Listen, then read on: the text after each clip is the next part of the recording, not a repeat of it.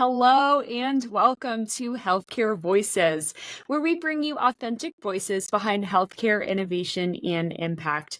I'm your host, Catherine Cummings, former clinician turned technology advocate.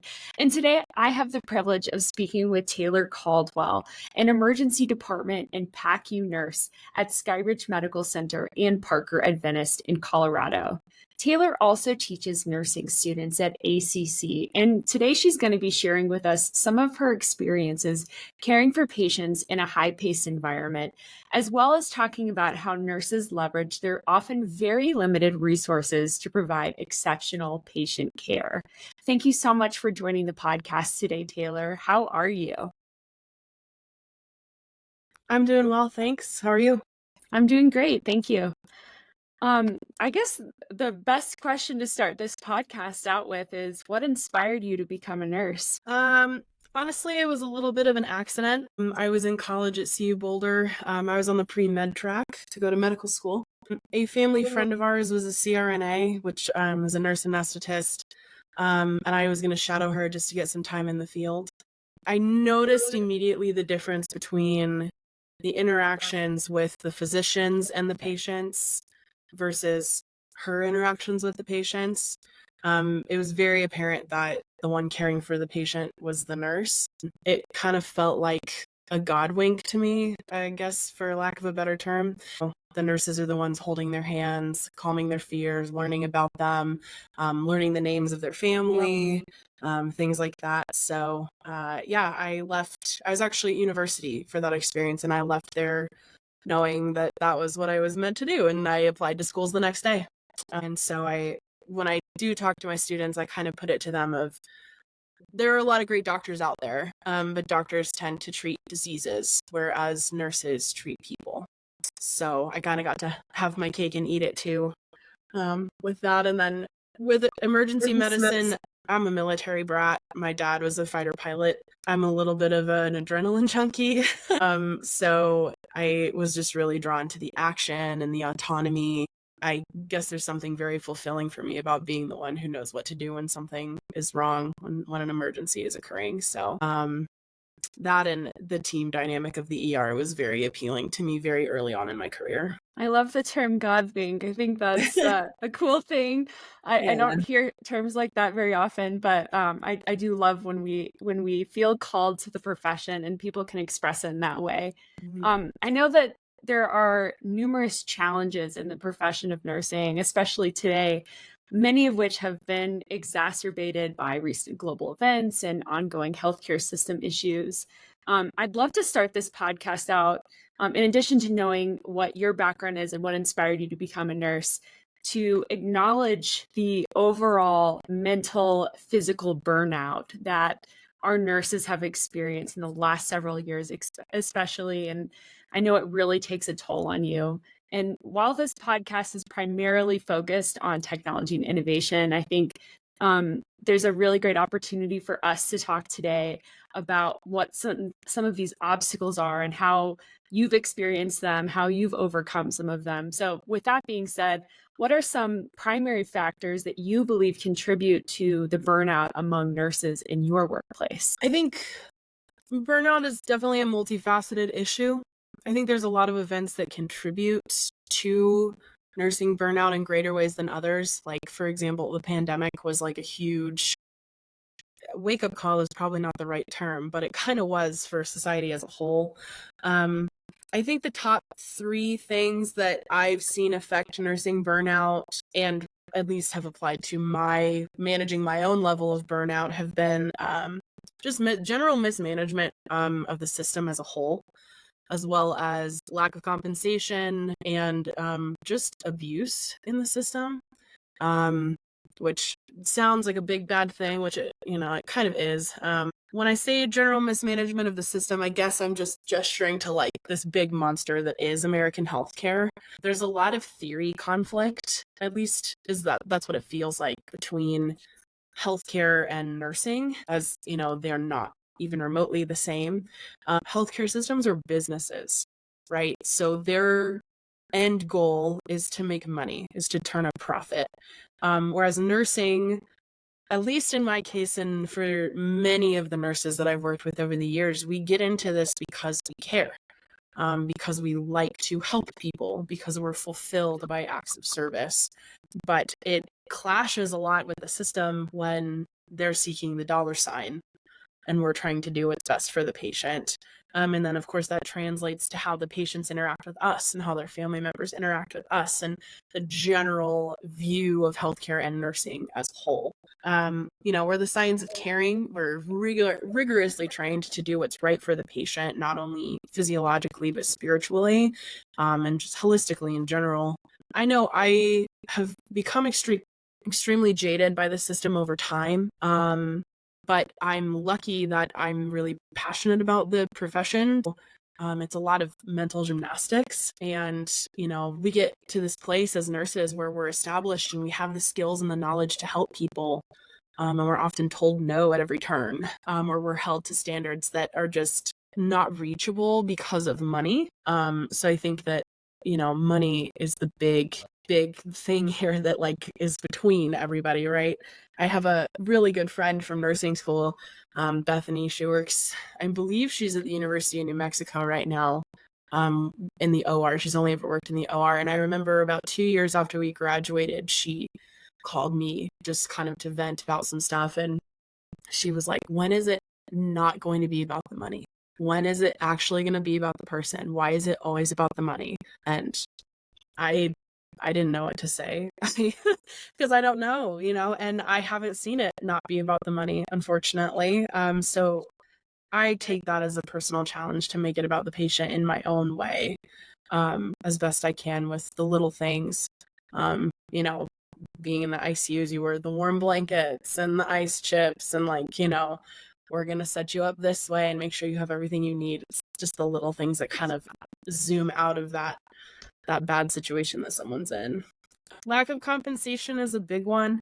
I don't just mean it from the standpoint that we get paid relative pennies to literally keep people alive, but just to deal with the traumatic things that we see. I know between myself and my sister being an ICU nurse as well, the things that we see, they stick with you. And I'm sure you know that very personally as well. I can count, I'd have to use both my hands and both my feet to count the number of nurses I have known that have left the profession because it doesn't pay the way that it should, where they go literally bartend or wait tables or, something that makes more money, which is kind of crazy to me. I don't know if I could go and do that, even with the way that it pays now. But aside from the travel nursing dynamic, which is a whole nother can of worms, I just think that maybe there's a need for a big paradigm shift to recognize the value of nurses and nursing as a science, and for people to recognize how we are directly driving patient outcomes, and that when we come together, we're much more powerful.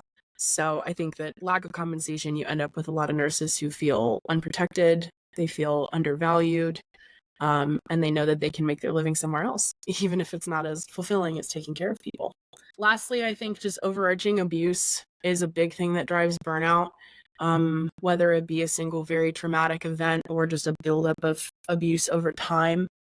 Not just by the system, but by the patients themselves, which I'm sure you're familiar with working in critical care. I stopped counting the number of times I've been physically assaulted, verbally, abused, emotionally assaulted, things like that. Again, it's mental gymnastics, right? Of okay, and you still need to do what needs to be done for the patient. But I think that there just needs to be kind of a reckoning with the fact that that's not okay.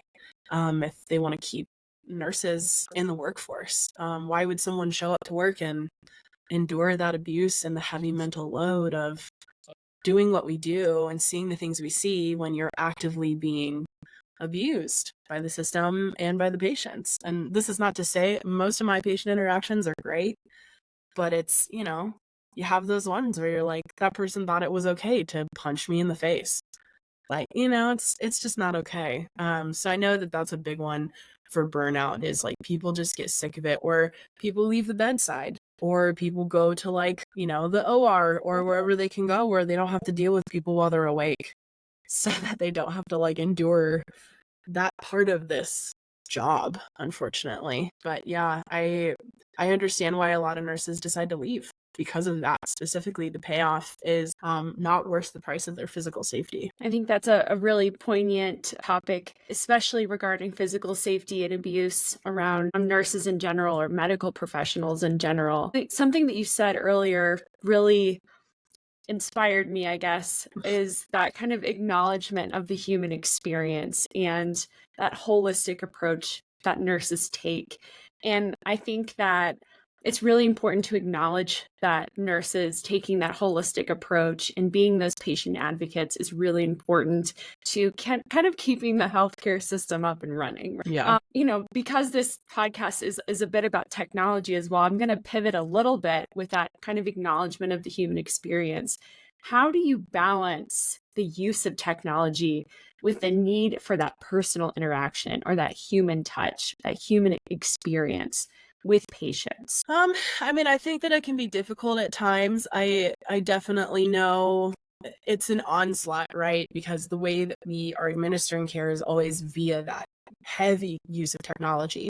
Because that's the only way we know anything anymore. You can't look at someone and know what their lab values are or what their EKG is. I've found, sticking to my roots, I was very lucky to have a lot of great nursing instructors when I was in school, one of which really emphasized that people are people, right? Even if they have, contagious illnesses or things like that, like taking the gloves off, like therapeutic touch, things like that, holding someone's hand, and I'm in touch with patients all the time. I'm doing their EKGs, I'm helping them change clothes, sticking them with needles, hopefully not putting too many tubes in too many orifices, but just kind of balancing that, not hiding behind the computer screen and taking the gloves off. And if I am using a big piece of technology, like an EKG machine, for example, I'll kind of walk them through what I'm doing.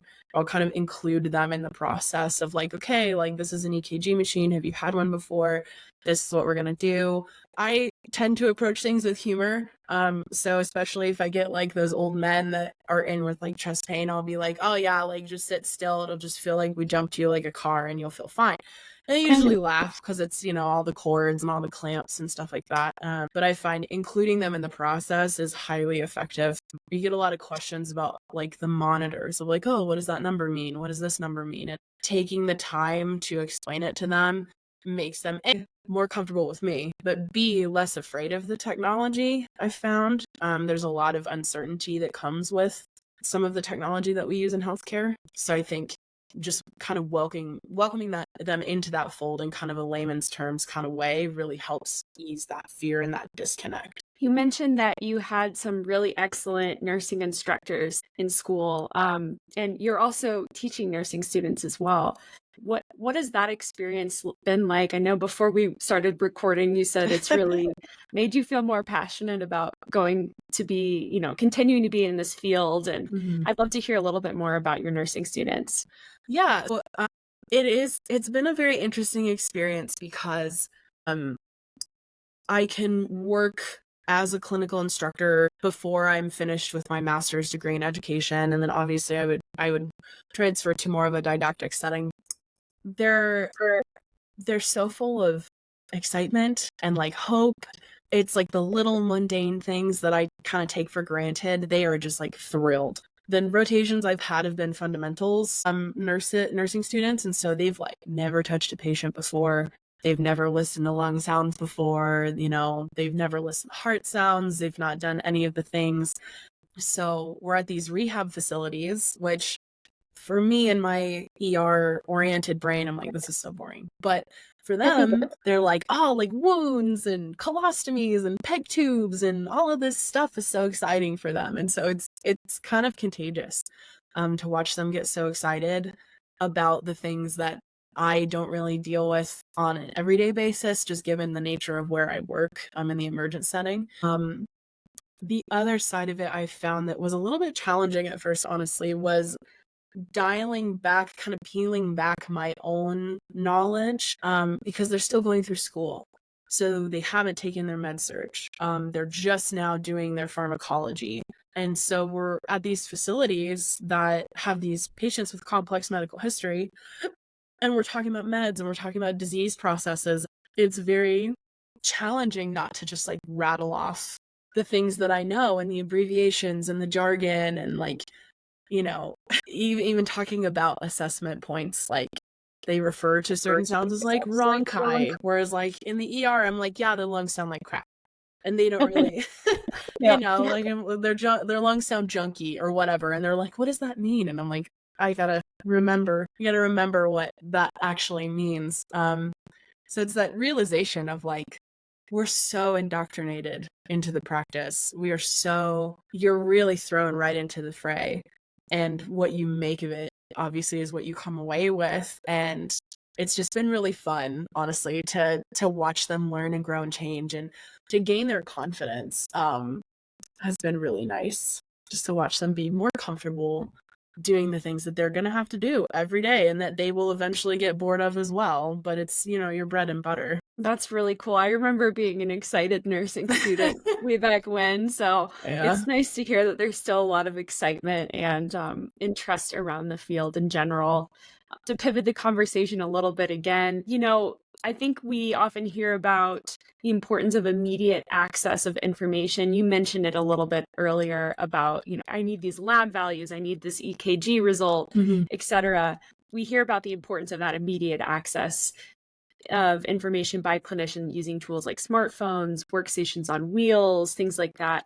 What types of technology do you use in your clinical environment that you think that has really improved clinical efficiency and even patient outcomes? So I've worked in a couple different settings emergently. I've worked in like dense urban epicenter emergency room. I've worked at a critical access point out in Oklahoma.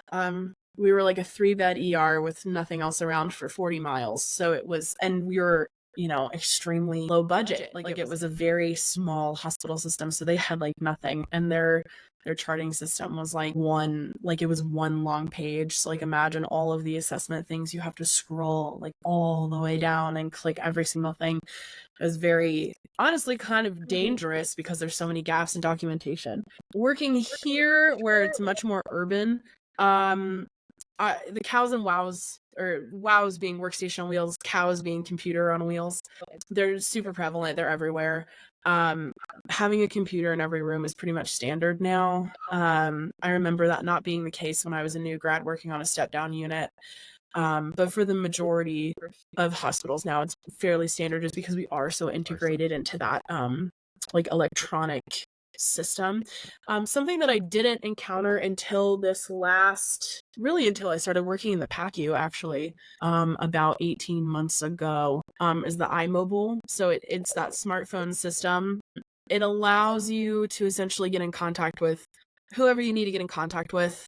Any physicians, any other nurses, any family members. It allows you to index the patient by location, and it just increases that accessibility in a environment like the PACU where you are having to consult a physician before making any decisions on what to do with a patient. It like changes the game because I can just look a doctor up by name and hit call and it calls them right away. And this is something that I carry in my pocket every day. And obviously you sign out of it, leave it behind when you leave work. But it definitely was a game changer for me because it allowed me to get in touch with people faster. Other things that I really appreciated in the emergent setting are your iStats and your epochs. Those like instantaneous lab results tools. So if I can, poke somebody and get 3 mils of blood, I can know their troponin. I can know if their heart cells are damaged. I can know their venous blood gas. I can know their BMP, their hemoglobin, their hematocrit, their lactate, and that I can know all of that information in like less than 10 minutes, essentially. So I do love those. I hadn't used those at all until I moved home to Colorado about 4 years ago now. Other thing, they're trying to introduce the mobile phones into the ER I work in right now. There's been kind of some mixed reception on those because they're not extremely reliable yet. But they do allow you to scan meds to the patient, scan lab labels from the patient, and like collect them and things like that. And I think that when it is perfected, it will be nicer. It's kind of still in a development phase, it seems like, because we'll have them 1 week and then they'll disappear. And then they'll bring them back and be like, oh, try this. And then they'll disappear again when we give them more feedback. But yeah, it's amazing. I think if I was to talk to new grad me 7 years ago, goodness, she'd be amazed at all the cool stuff, all the cool stuff that we have now that we can just instantaneously know. Because the faster you get that information, the better, the more you can make better decisions for the patient, because time is completely of the essence. Kind of along the same lines, what tools and technologies do you use to triage patients? Obviously, there's those tools that you're using to assist in collaboration and coordinating care. What tools or technologies do you use to triage patients in the emergency department? And do you think that they're actually making it faster and more accurate to seeing patients more quickly and getting a diagnosis more quickly? Or do you think that there's a little bit of room for growth there, if you will? I definitely think there's room for growth. In the emergency room specifically, we use a workflow designed for the ER called ASAP. I'm sure anyone who has been in or around the nursing realm in the last, they had Epic shortly before I graduated, so probably like 8 to 10 years now. The Epic charting system, which has its flaws, don't get me wrong. The workflow that we use is faster. It's more focused assessment heavy. It's kind of like the abbreviated version of the inpatient side.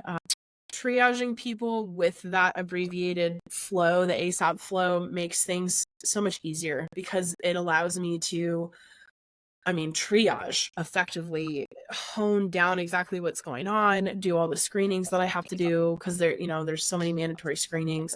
You have your suicide screenings, you have your home safety screenings, your like smoking, drugs, alcohol, all of these things. They're fall screening. We've been screening people more for tuberculosis because I guess it's coming back around lately. So it allows me to knock all of that stuff out very quickly and get an abbreviated look of what's actually going on. And then the other big ones in triage, kind of like I mentioned before, definitely the iStats and the EKGs. We have protocols in place that allow us to kind of follow a cascade of cares based on how a patient presents. So like the big one is chest pain. When I worked in the Carolinas in an emergency room out there, we're like still in the heart attack belt over there, essentially. So we literally had a room that was just dedicated to chest pain and shortness of breath. So we could get them seated, get their EKG resulted in less than 10 minutes and get their troponin resulted in less than 5 minutes. Obviously make the diagnostic decision from there. So those are the big ones for sure. Obviously you have your standard monitors and things like that.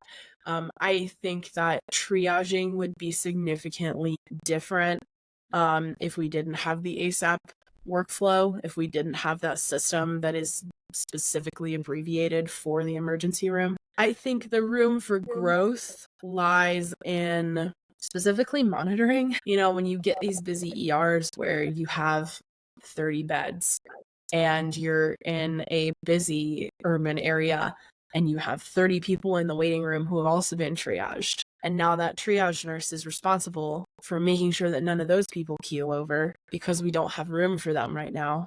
I wish that there was a better, easier way for us to have continued monitoring on people who came in, and to be able to flip people faster. I think some of the technology is finicky, where it's like, this isn't going to take your blood pressure unless you sit super still. And you get those old folks that start screaming the second it squeezes them too tightly. With kiddos, if they don't sit still, it's not going to give me an accurate oxygen saturation. It's not going to give me an accurate pulse. Temperature, even, we struggle. We have temporal thermometers that I don't use them because I don't feel they work. We have tympanic ones, but those are also very persnickety about how they function. We have those big chunky like oral thermometers and people hate those. I don't know if it's because people don't like putting things in their mouth or if it's just like they're just so old that they just don't work well. Maybe a little bit of both, right? Right. Yeah. Yeah, as long as you're not like holding the one with the red, there's like the red placard on it. It's like that's a rectal thermometer. We should Yeah. be. So hopefully people look out for that. But yeah, I think the room for growth would be expediency and prolonged monitoring for when we are triaging patients and we can't bring them back right away because we are overwhelmed and we are busy all the time. So, that actually really brings up a good point that there's a lot of misperception about emergency departments. I've been waiting here for 6 hours or 7 hours. Obviously, that triage piece is really important. You're going to see the most critically ill patients first, the patients that come in, and it's literally life and death if you don't see them. How do you think that the patient perception of nurses has impacted your ability to do your job? There's a couple different factors to it. I think that there's a very palpable difference between how people perceive me when I'm triaging them versus how they react to a physician when they come in and say, "Oh, hi, I'm the doctor." I've literally had patients that will tell me their story and then the doc will walk in and I'm still sitting there typing on the computer and they will tell a completely different story to the physician. Like just black and white, night and day different story. And I don't know if that's like a trust thing or if it's a perception that we are below the physicians or have less like important or effective training, which no, I didn't go to school for 12 years to be a doctor, but we still have to know quite a lot and be able to draw from that very broad, very deep knowledge base and use it effectively in order to treat, whatever you may stumble in with, because who knows. I think that there's also a factor of like one bad experience spoils the whole barrel kind of thing, where if you have someone who has been to an emergency room, maybe it's not the one that you're in now, and they've had a bad experience with a nurse, they're definitely going to be more likely to be jaded and not trustworthy and abusive, honestly. I think that we are trusted with someone's deepest level of their humanity, right? I mean, we are trusted with their naked bodies and their worst hurts and their fears. And I think if someone, gives them a bad experience for whatever reason, whether it's perceived or real, that trickles onward in how that patient interacts with healthcare professionals in the future. Don't get me wrong, I do have a lot of patients that are like, we love the nurses, like you guys are amazing, healthcare heroes, whatever. There are a lot of those people, but there are also a lot of people that I don't know if it's like another paradigm shift that needs to occur, but it's kind of like I mentioned before, we're very, very undervalued, it seems like, in our profession. So my goal usually is to be unwaveringly kind, because even if someone is not being nice to me, there's nothing more satisfying than being able to like keep my cool, is a very big thing that I like to practice and pass on to my students. But I think that for the most part perceptions are good, but I think that we're highly underestimated overall. How it affects my practice, I mean, I'm a relatively confident individual, so I think I come from a standpoint of I am the clinician. You came to me for help. I'm going to help you in the way that is medically warranted. But also then have that room for you are a human and I am a human and we're both here together. Like, let's work together to problem solve. This is a very human profession. And if you want people to take you seriously, you have to come at it seriously and not stand Absolutely. for people behaving that way. I would love to ask this question. If money and resources were no object and you could change one thing in healthcare that would positively impact not only patient care, but also nursing practice, what would it be and why? I mean, if I could just summon a paradigm shift or two or three and just like, like give everybody a baseline level of knowledge about their bodies, I think. I think kind of like how you're talking about the different technologies that affect the way I can triage someone and monitor them. I am dead set on finding an engineer and befriending them and getting them to invent more wireless technology, monitoring devices that are less cumbersome. It would just be so much easier and straightforward and faster You walk in, you check into the ER, we give you like a sanitized device. They can be reusable, and it goes on your chest and like a cuff on your arm and like maybe one on your wrist, and it can tell me your EKG and your blood glucose and your blood pressure and your other vital signs. And you can go and sit down, and I know that you're not, like I can see you on a monitor. Then maybe it would create, jobs for people, like more telejob or something for people to watch those people.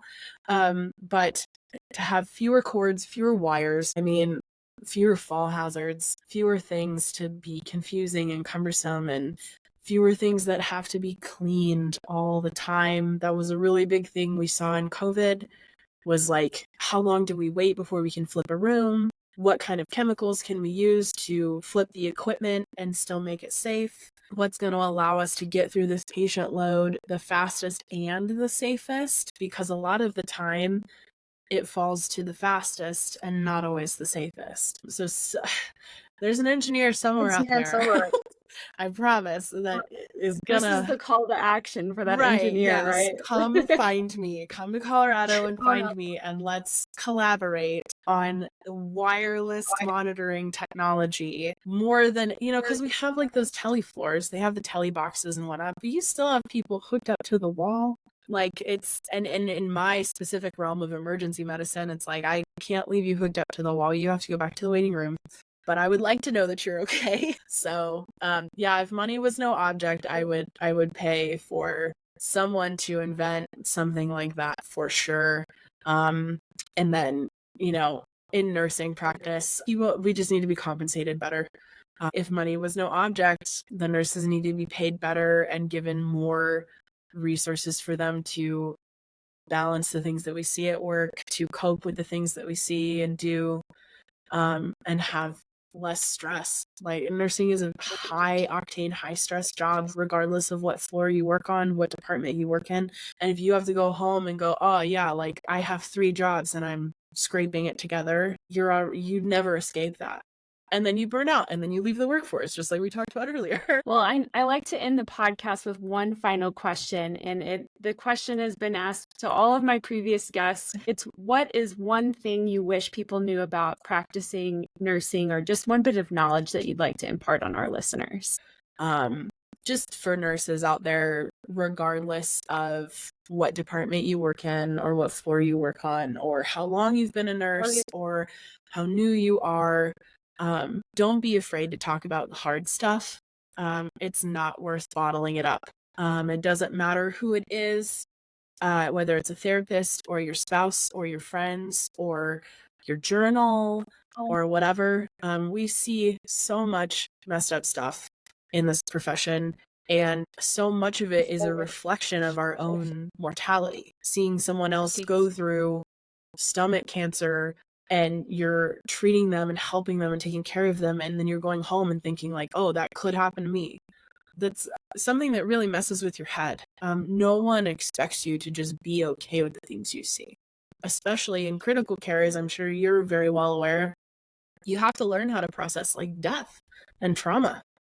So what makes you a strong nurse is that you are human, and that you're able to practice a science with empathy. There are very few other scientific professions that allow you to care and be the scientist in the situation. And in this profession, they are essentially one, where we are caring for people and helping them with their health at the same time. We don't have to divide those things away from each other and we are objective, but we don't have to be objective in that scientific way. Don't be afraid to ask for help. Don't be afraid to take a break when you need it. The bedside is not for everybody, and that's okay. We need nursing minds away from the bedside too. We need people to advocate for us. You can't help anyone if you can't help yourself. And you're so much more important than the system leads you to believe. You are actively changing people's lives, and everything you do and every person you touch has a ripple effect with their families and their friends and their life. And that's a superpower. So don't abuse it. Take care of it.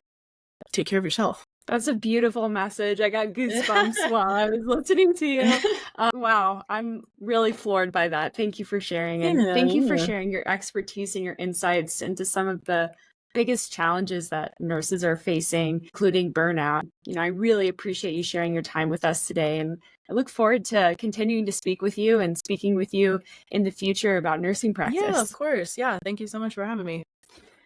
Thank you to all of our listeners for joining us on the podcast today. We really appreciate your support. To hear from more healthcare voices like Taylor Caldwell, hit the subscribe button and share this podcast with your friends and family. I'm your host, Catherine Cummings, and you just listened to Healthcare Voices.